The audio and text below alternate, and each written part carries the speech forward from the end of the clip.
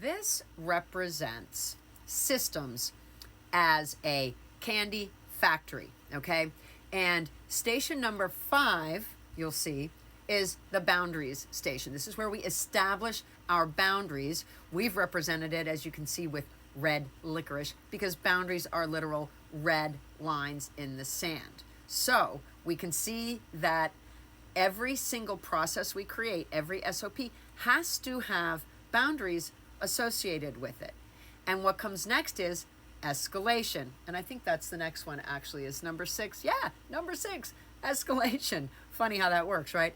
But because when someone crosses this red licorice line, what is going to happen to them? So every standard procedure in every business, in every industry, with every size revenue, runs on systems. There's no exception to this, just some are much more elaborate than others, okay? But you need to establish systems, and every single one of them is going to have a process where we look at the boundaries and then we look at the escalation.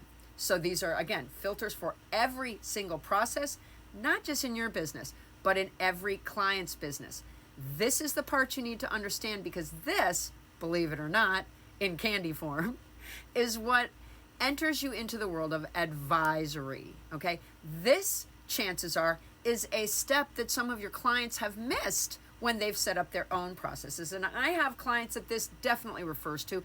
They have no boundaries. And then they didn't follow it up with an escalation process, because what happens when the boundary is crossed? What happens when a vendor doesn't deliver as promised? What happens when a client doesn't pay? What happens when an employee has really crappy attitude or bad performance?